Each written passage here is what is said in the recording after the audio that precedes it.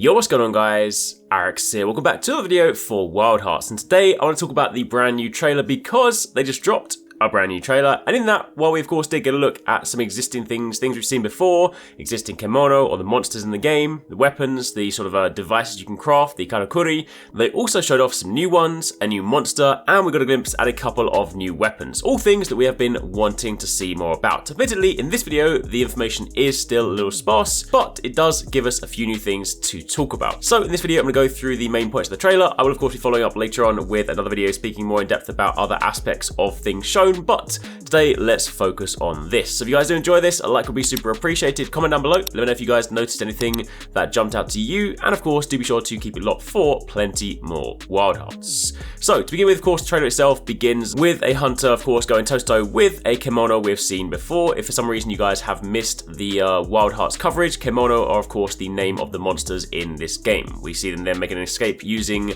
the spring Karakuri, which is one of the devices you can of course just drop down really quickly and just instinctively dash away. But excitingly, it then cuts over to shots of the environment and then gives us our first look of what I believe to be the hub town. Now this is something that I have not myself had a chance to explore.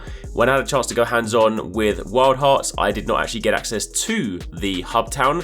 You could get to the point where you would gain access to it, and that was basically where the demo ended. So I will say I do really like the look of it. Definitely lots of that sort of mechanical wooden structures, lots of sort of cogs working their way through. I really like the sort of blend of both sort of Japanese aesthetic with the sort of interesting devices. It does just look really nice. So I cannot wait to explore that. I imagine in true sort of hub town fashion, there'll be all the kind of usual places you go to, vendors to buy things from, places to craft, all that good stuff. But I'm very much looking forward to getting to see more of that at some point. However, unfortunately in the trailer, that is all you get to see. We then cut over to a scene where the hunter is of course using the zipline to navigate across the environment, the sort of traditional Breath of the Wild cliff climbing scene, and we then see one of them interacting with one of the dragon worlds, which again, if you guys have caught our video on Wild Hearts, this is one of the locations that you will interact with in order to allow you to build bigger dragon Karakuri. Dragon Karakuri are of course the big structures you can build around the world, meanwhile the sort of fusion and the basic ones are the ones you'll use in combat. We do however get to see a brand new one because again, in the demo that I played,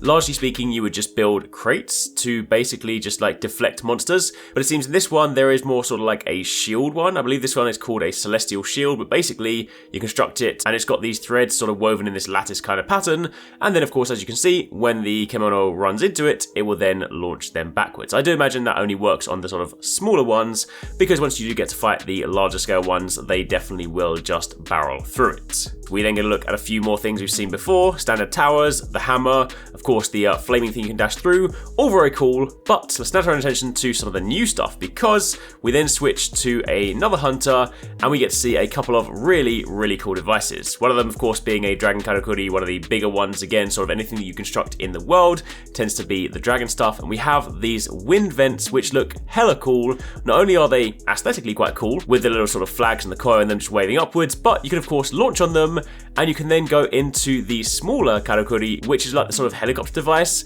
So that combination is so incredibly awesome. Kind of reminds me of like Breath of the Wild, like catching the updraft from flames and things and then going into your glider. So that's going to be another nice way to work your way around the environment. We then of course get a better glimpse at one of the other monsters. Haven't fought this one yet, haven't seen too much gameplay, but we do get to see a small snippet of the sort of stone monkey in action.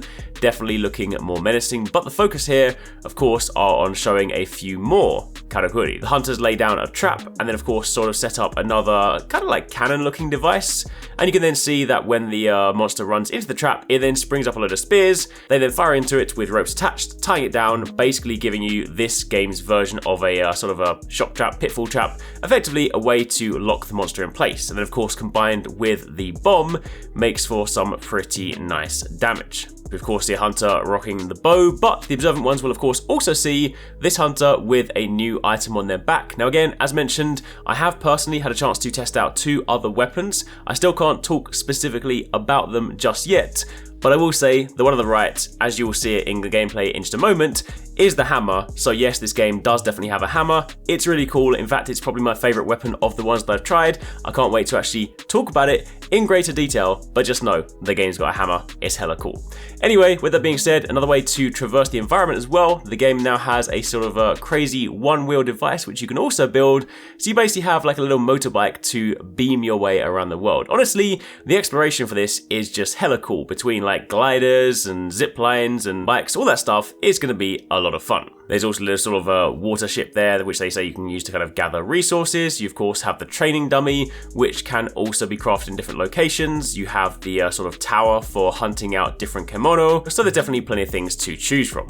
The trailer then switched over to a glimpse at a brand new monster, this sort of crystalline porcupine, which I would definitely say design-wise, of all the ones we've seen so far, probably the least exciting for me personally, but it's always nice to see new creatures.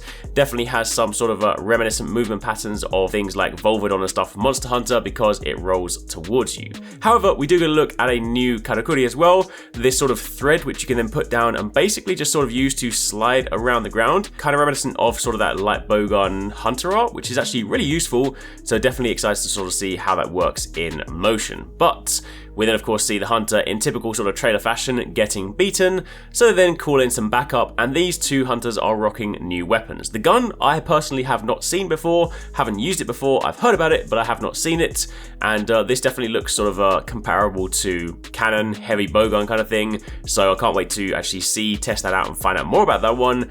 The hammer, however, is incredibly cool. Again, unfortunately right now you don't really get to see much of its movement pattern other than of course it looks like a barrel on the back, and then of course once you draw it out the handle comes out of it. Of course there is a lot more to that component which we'll speak about in a later video. We do also get a look at a couple more of the Karakuri as well. There is this sort of big energy cannon kind of thing as well, which is basically sort of gathering up a lot of the threads and seems to fire out a pretty meaty explosion which makes the monster flinch. But for the time being, that is pretty much it. Little rundown on the brand new trailer. They said there will also be another new trailer on December the 8th, which of course will be in the Game Awards, so hopefully that one gives us a better look at some of the new weapons. Honestly, there's still lots of stuff I would like to see and would like to talk about. So for the time being, that's pretty much it. If you guys did enjoy this, again, a like would be super appreciated. If you've missed some of the recent videos, you can check out one of these on the channel, and do be sure to keep it locked for plenty more Wild Hearts.